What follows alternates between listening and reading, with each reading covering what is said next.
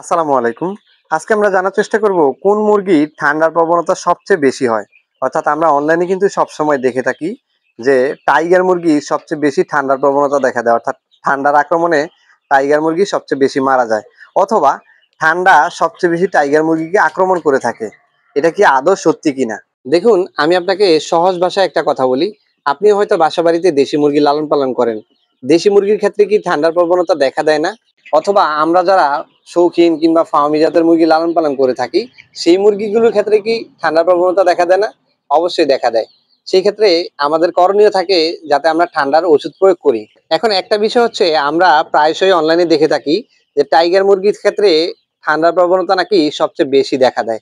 আমার মতে টাইগার মুরগিকে যদি ঠান্ডার প্রবণতা সবচেয়ে বেশি আক্রমণ করে, তাহলে বাকি সবগুলো মুরগির ক্ষেত্রে ঠান্ডার প্রবণতা দেখা দেয় না নাকি?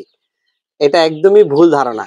আজকে আমি আপনাদেরকে বলে দিচ্ছি, সকল মুরগির ক্ষেত্রে কিন্তু ঠান্ডার প্রবণতা দেখা দেয়।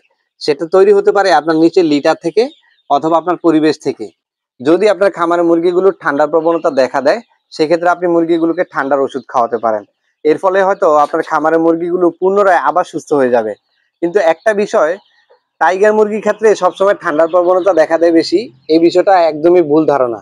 আপনারা যারা মুরগি পালন করেন বা ভবিষ্যতে মুরগি পালন করবেন, তারা হয়তো আজকের ভিডিওটি দেখার পর থেকে এটা বলতে পারবেন না যে টাইগার মুরগির ক্ষেত্রে সবচেয়ে বেশি ঠান্ডার প্রবণতা দেখা দেয়। হয়তো আমি চেষ্টা করব এই মুরগিগুলোর একটা প্যারেন্টস তৈরি করে আপনাদেরকে পুরোপুরি দেখানোর জন্য যে আসলে টাইগার মুরগির ক্ষেত্রে যখন ঠান্ডার প্রবণতা আসে বা ঠান্ডার আক্রমণ ঘটে, ঠিক তখন আমাদের করণীয় কি বা কি আমরা করে থাকি। এবং তার সঙ্গে সঙ্গে আরেকটা বিষয় উল্লেখ করি, টাইগার মুরগি কেনার ক্ষেত্রে আমরা অনলাইন থেকে যারা টাইগার মুরগি কিনে থাকি, তারাই কিন্তু সবচেয়ে বেশি প্রতারণার শিকার হয়ে থাকি।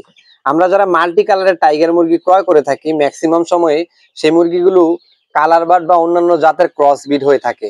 আপনি মাল্টি কালারের টাইগার মুরগি ক্রয় করতে পারবেন শুধুমাত্র একদম প্রকৃত টাইগার মুরগির প্যারেন্টস যার কাছে রয়েছে, যেমনটা আমাদের প্রতিষ্ঠান থেকে পাচ্ছেন। আমরা সরাসরি একজন প্রান্তিক খামারির কাছ থেকে টাইগার মুরগির বীজ ডিমটা সংগ্রহ করে আমাদের হ্যাচারিতে উৎপাদন করে আপনাদেরকে জিরো সাইজ থেকে শুরু করে বিভিন্ন বয়সের বাচ্চাগুলো দেওয়ার চেষ্টা করি।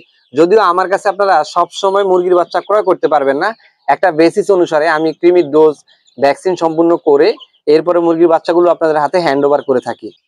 আরো কয়েকটা বিষয় লক্ষ্য রাখবেন, আপনার খামার মুরগিগুলোকে সুস্থ রাখার জন্য আপনার ম্যানেজমেন্ট অর্থাৎ ব্যবস্থাপনা কিন্তু ভালো হতে হবে। যদি আপনার ব্যবস্থাপনা ভালো না হয়, সেই ক্ষেত্রে কিন্তু আপনার খামারের মুরগিগুলো খুব সহজে রোগাক্রান্ত হয়ে যাবে। সেটা ঠান্ডা হতে পারে, নিউমোনিয়া হতে পারে বা বিভিন্ন ধরনের রোগ আক্রমণ হতে পারে। সো আমাদের খামারের মুরগিগুলো সুস্থ রাখার জন্য অবশ্যই আমাদের ম্যানেজমেন্ট অর্থাৎ ব্যবস্থাপনা ভালো রাখতে হবে। এর ফলেই হয়তো আমাদের খামারের মুরগিগুলো ইনশাল্লাহ শতভাগ সুস্থ থাকবে। আসসালামু আলাইকুম।